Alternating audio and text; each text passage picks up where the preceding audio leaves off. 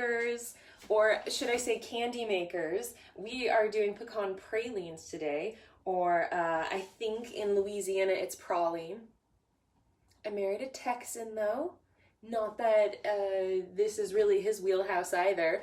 So I'm gonna say praline. I hope I don't offend anyone as I say that. Because I think it could be said a ton of ways. It is French though, in its roots. We've been doing patisserie this whole time for the past few weeks, sort of. And of course, I'm sure you guys know boulangeries, bread making, patisserie, pastry, confiserie, candy making, which is what we're doing today, which is sort of fun. Although pralines in France are made using it, I call it a European caramel. I doubt that's the right term, where you cook sugar until it caramelizes. You can cook it with water sometimes. But for these Louisiana-inspired pecan pralines, we're making an American caramel, which is sugar and butter and heavy cream. So I hope you guys are stoked. I want to say offhand, if anyone else, I'm toasting my pecans today. So get your ovens preheated to 350 if you're toasting pecans with me, or if you already toasted them, you're golden. I already measured mine out, and I like half chopped them. I sort of broke them up with my fingers.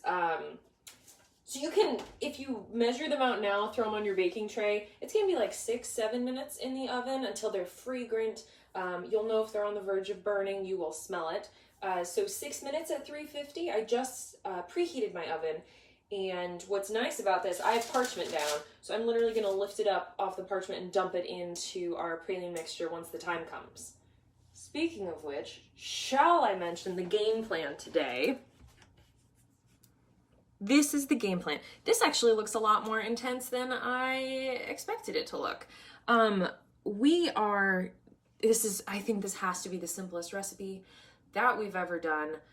Coconut macaroons aside, I think these still take less time, and if you're already toasted on your pecans, then no oven for you.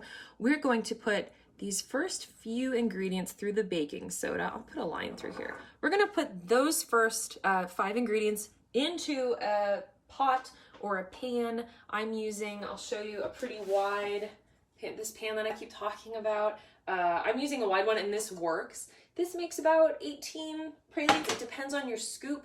I'm using a fairly big scoop today too, or 2 spoons. 2 spoons works absolutely fine. So you might get somewhere between 18 and 24, so you can have this recipe. If you don't have a candy thermometer, your timing is going to be a little different than mine. So I just want to say that offhand, if you're having the recipe. If you don't have a candy thermometer, I am hoping, and I have total faith in this, that we will be able to get you pralines anyways. I timed everything out yesterday, and I think it's a good gauge. I think it's a good gauge. We'll see. Honestly, it doesn't matter if they don't stiffen up the way you'd expect. The flavor is still phenomenal. So don't worry too much about that. And it could go on the soft side, or it could go on more of the brittle side. So we'll see. So back to the recipe. We are just gonna put all of this into a pot. That's the first thing we're gonna do. Through the baking soda there. So absolutely get to it. I'm using dark brown sugar today because that is what I have. And that's okay. Honestly, you can use just one type of sugar, all 2 cups. So that works too. Use what you have. That's one of my goals with these videos. Use whatever you have on hand. And that includes the pecans. You don't actually need to use pecans in this. You can 100% use a different mix-in if you want. A different nut if you have a nut preference. I really want to make these with Cocoa Rice Krispies sometime, because I think that sounds super fun. Today I am doing more of a classic pecan, but I just want you to know, if you don't have a pecan, don't let that be the thing that stops you from joining in. Same with the candy thermometer. Before I even turn the heat on this pot, I will go through some timing, just so anyone who's joining without a candy thermometer is comfortable. So it's 1 cup, if you're having trouble seeing it all, 1 cup granulated sugar, 1 cup brown sugar. We're gonna get in 3/4 of a cup whipping cream, 1/4 of a cup of salted butter's fine. Omit the salt if you're using salted butter. I just wrote down unsalted butter, and 1/8 of a teaspoon baking soda. Eyeball it. Don't freak out about that being too exact. I don't have 1/8 of a teaspoon measure. The baking soda is here for one reason. It's because it adds like really tiny air bubbles. And you'll see this in some brittle recipes too. It adds these little tiny air bubbles and it makes it a little more tender. And I like tender pralines. Making candy today, what? All right, I'm almost ready over here. And then I'll go through timing, don't worry. I'm getting my heavy cream in, and then I've got my first 5 ingredients.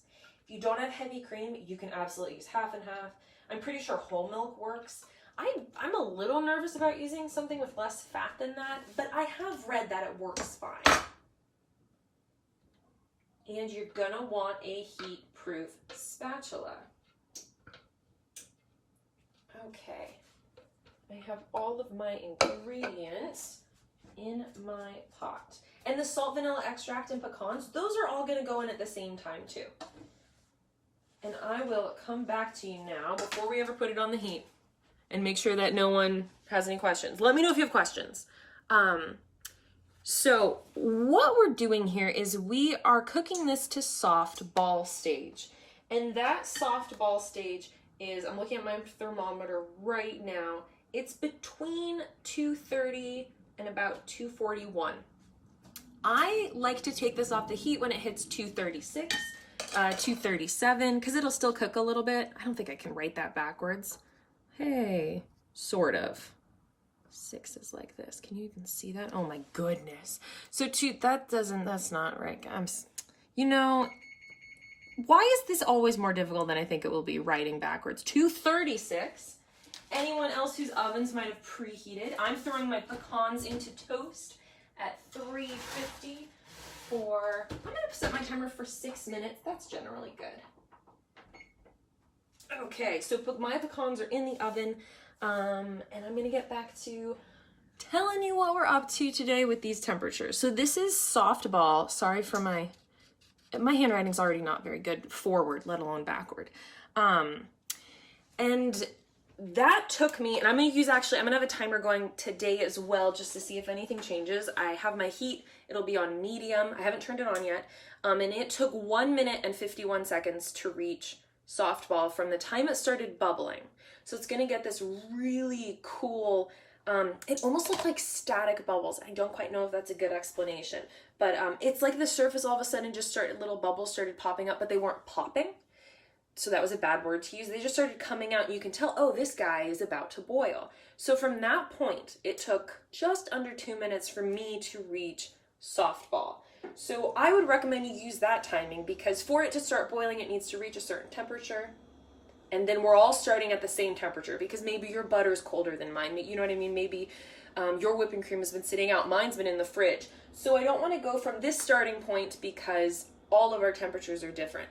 But once it just gets that bubble, you're going to go just under 2 minutes. And we're going to pull it off the heat at that point. And then we have some muscle to work with. Full game plan, once we pull it off the heat, we're going to add in our last 3 ingredients. And then we're going to stir the life out of this. I thought it took less time. I finally timed it. It took 6 minutes of straight stirring. And you might feel it a little.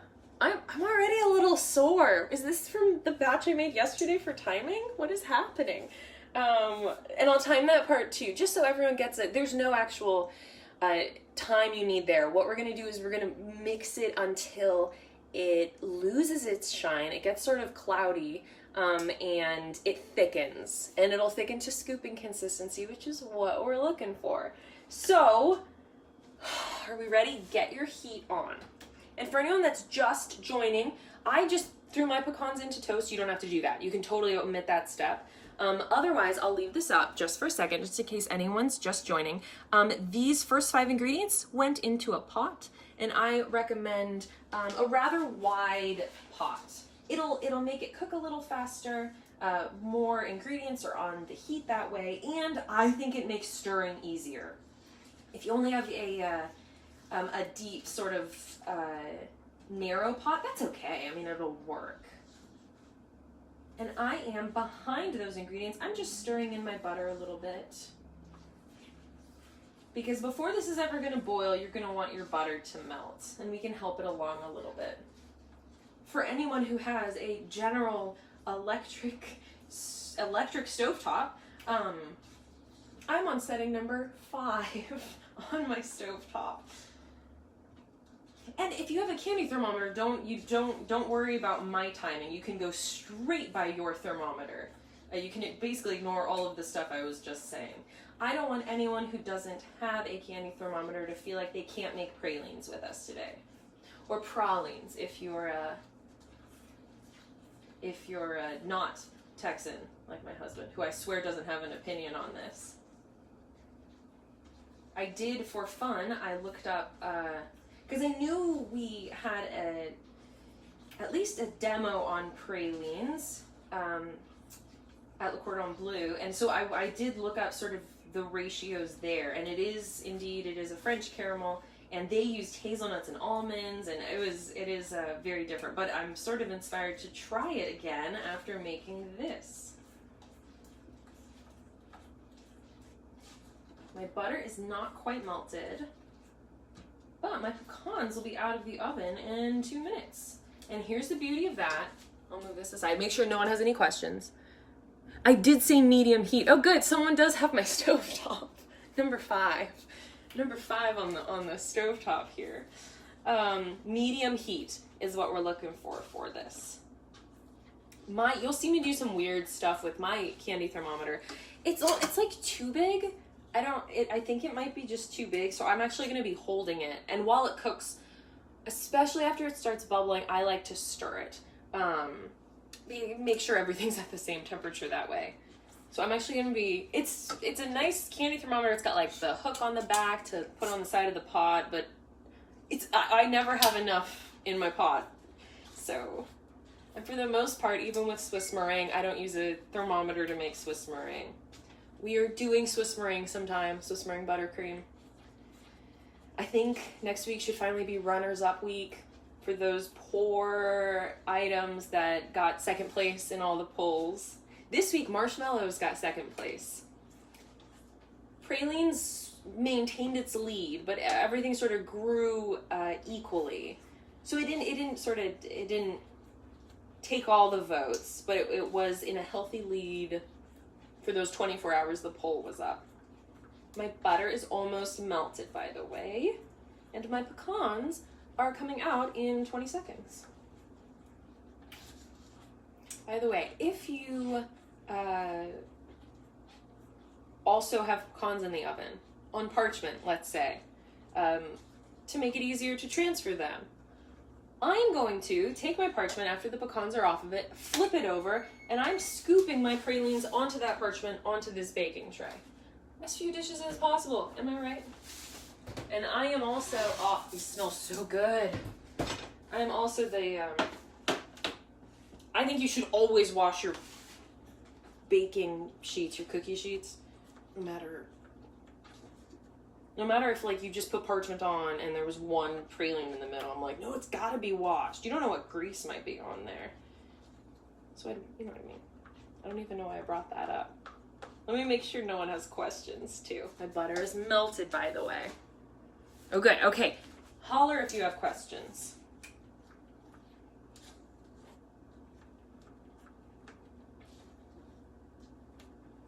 I thought about sharing the fact that this is confiserie, candy making, about not sharing that because I have a terrible French accent.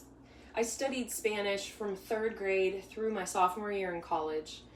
As my older sister studied Spanish too, and then my twin sister, my younger brother, they both studied Italian, and it totally messed me up. Though I feel confident I could get through Italy okay. I can't speak anything. I did take French my senior year of college. I think before I ever got an acceptance to Le Cordon Bleu, I started taking French. I always wanted to.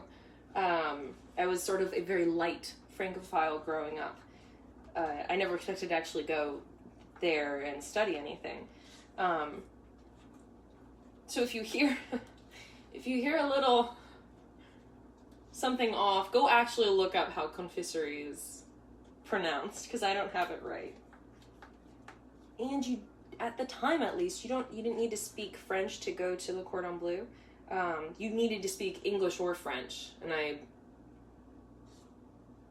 half spoke Spanish and spoke English, so I sort of lucked out in that department. The school, though, is so international. I think we had like 39 countries represented in my pastry section alone. I mean, that's phenomenal. Really cool. And almost at that static bubble. It's sort of, it looks like it's gravelly and lumping, but nothing is popping. Popping over to make sure no one's asking questions. Okay. And so I'm going to put my thermometer in, and I'll get my timer out too. So that, and don't worry, this counts up, or it will count up. Okay. Not yet. Here we go. Okay. My thermometer's in, and my timer's going. And I'll share right now. It's shooting up, which makes sense because, oh, I forgot to turn off my oven. It's just entered the mixture, the sugar mixture. Gosh, I dare say I waited longer today. Make sure you are constantly mixing this. All right, I am at 210 degrees. Again, we're looking for 236. I just hit the thread stage. I also just hit the stove top. It will take less time today. Maybe not that much less, though. We're at 45 seconds.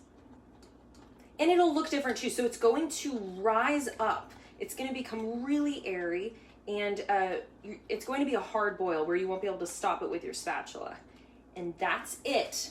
Today it took 1 minute 5 seconds. Feel free to pull it off the heat with me if you boiled around the same time. And it's still heating up a little bit. So we're trying to be very careful. How we doing? And it lightens in color a little bit too. So now is where we're going to add the next 3 ingredients. We're gonna put in our salt, our vanilla extract, and our chopped pecans, and these chopped pecans are coming right off of this sheet pan. And I'm telling you, I'm reusing this parchment. I'm telling you right now. I'm gonna dump them all in. Oh, I'm stoked. It went fine, but I was like, maybe it's better I'm not doing this on camera, just in case I dump all the pecans on the cutting board I have under here. I'm getting my vanilla extract in, and then my salt. And I made this with salted butter yesterday, so I omitted the salt. Today I'm using unsalted butter. So I'm going to add in that half teaspoon of salt. And the mixture will react to your new inclusions. Totally fine, totally expected. All right. I'll move this aside and we begin stirring. And I'm going to time how long this takes too, because it took so long. It could be that this pan that I talk about every week for some reason, you think I just absolutely adore this pan. And I do. We're off Amazon and it works wonderfully. It's a much better like pot replacement. It was replacing a pot. By the way, let me know how you're doing out there. We're 20 seconds in. Because this pan retains heat so well, I think that is one reason it takes me at least so long to get it to the consistency we're looking for. I should make sure you can sort of see. I'm going to move this over just to make sure you can see a little bit better. Oh, good. Okay, let me know if you have any questions. We are 45 seconds in. Again, if you don't have a canning thermometer and you're a little concerned, it will be edible. If you go under or over, you're going to be in a soft thread stage, which will, they'll spread a lot and they won't set quite as hard. But if you went to hard ball stage, it'll just be firmer. So it's not a disaster. Even if you don't have a candy thermometer, it's not a disaster. Besides losing its shine in this step, guys, we're almost done. I can't even believe how quick. I mean, this is such a quick recipe, despite needing some or mussel. It'll lose its shine. It's going to lighten quite a bit in color, and it'll be visibly much thicker. The amount that you stir it at this point is completely up to you. You can stir it until it's incredibly thick. It'll just make it more difficult to scoop. Is like praline cake a thing? It's like, what if you just stirred it till it was the exact thickness you wanted, and then, I don't know, poured it into a parchment cake mold and let it set and cut it? You know what I'm saying? Let me know if you have any questions. I thought I saw something pop up, but I think it might have just been a notification. We're 2 minutes in. Who's tired? I started getting tired yesterday at 2:30. 2 minutes and 30 seconds of stirring. That's all it takes to wipe me out, I guess. I'm already switching arms. This might be the hardest we've worked, rolling dough aside. But still the quickest recipe. And worth it. I think absolutely worth it. I feel like I frequently have these ingredients on hand, and if I can mix it up and do something like Cocoa Rice Crispy pralines, I think that's really fun. I also read, I haven't tried this myself, that in that initial sugar butter mixture, you can add chocolate to that to make chocolate pralines. Now, I don't know if only certain types of chocolate would work. I mean, if you have good chocolate, even good milk chocolate, it's just extra milk, sugar, and then cocoa. So I can see almost any chocolate working. Mine is thickening. And by the way, the thicker this gets, the more difficult it's going to be to stir. That's just part of this.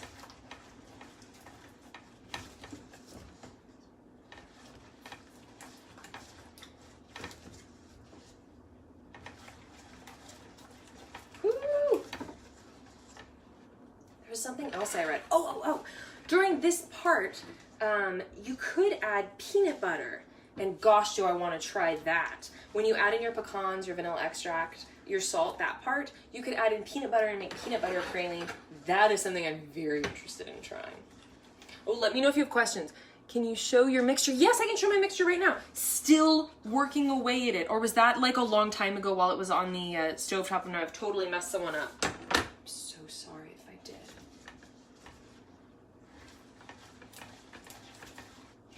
I can't say on the stovetop, right when it hits softball. It's a lot higher in the pan. It's risen. It's a hard boil, so the bubbles won't stop even if you stir them. And I don't know how else to describe this, but the candy honeycomb, that candy that you can make similar, I think it's sort of similar to a brittle, it looks like that to me. It's pale. Although if you're baking live, it's now too late, I apologize. Oh, good, okay. Okay, good. I'm glad. I didn't completely mess someone up who's working without a candy thermometer. And I'm still going. And it's possible yours is going to be thicker than mine. Totally fine. Scoop when you feel ready to scoop. You don't have to continue stirring with me. Again, this pan retains quite a bit of heat. We're 5 minutes in, you guys. From yesterday, my prediction was 6 minutes, but I'm sore, probably from making these, which is even worse. I can pretend like it's from yoga, but I don't think it was an arm day. Okay, we're getting there. And how are you guys doing? Let me know if you have questions. Good. Woo! It's almost there. Again, lots of hard work we're putting in, but very simple recipe, especially if you have a candy thermometer, and if you don't, you can do this. I'm hesitant to say you can try the water testing method that I talked about in week 3, s'mores cupcakes, to make that Italian meringue. I'm not sure how well that works when we've got what I refer to as an American caramel in the beginning of this. That would work if you're making a French praline, for sure. All right, almost.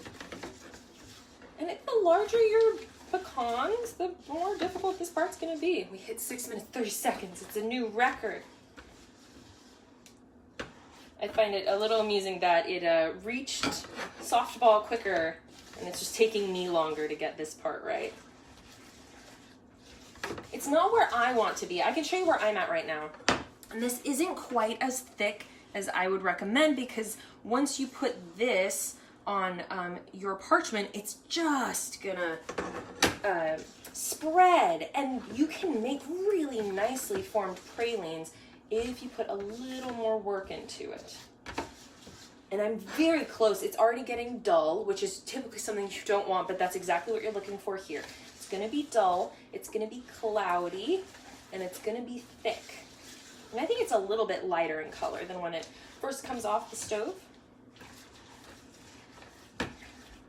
Oh, right. I'm so close. I feel like I should have said this. I didn't think about it till now, though. You do need a heat-proof spatula, but probably a spatula that doesn't bend much will make this easier. All right. So close. So close. It's just, and I'm doing a test where if I just shove my mixture to one side, if it leaks heavily, it's not ready yet, because that's what it's going to look like on your parchment. That's how it's going to spread. And so you have to be very conscious of that. But you also have to be conscious of not mixing it too much, because it'll be impossible to scoop. There's a sweet spot here.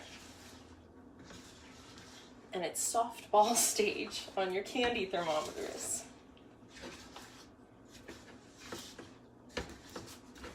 Almost. You can see I've really like upped my choke on the spatula. Oh, it's so close. It's so close. I don't even want to tell you how long this has taken me today. 8 minutes and 30 seconds. You've been watching me stir for 8 minutes and 30 seconds. Worth it. Especially if you can see sort of the transformation my mixture's been taking. Perfect. All right. Almost. I'm going to give it a few more stirs, and then I'll get right up in your face and show you what I've got here.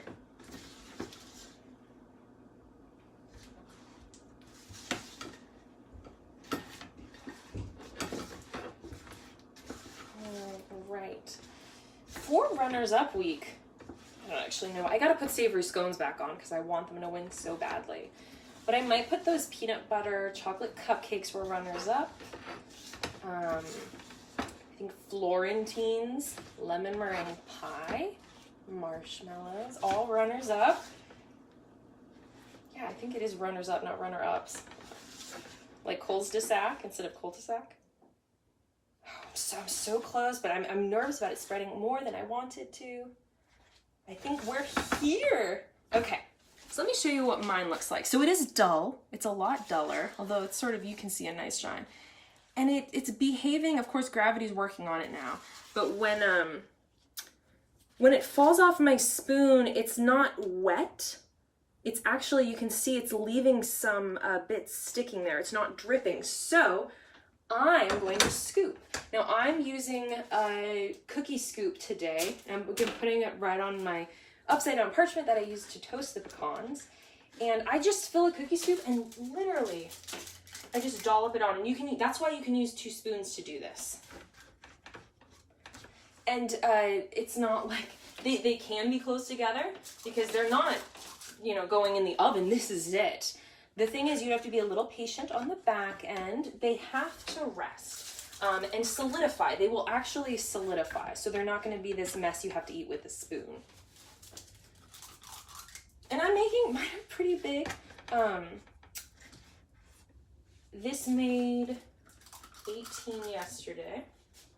And I'm actually going to move my pan over here.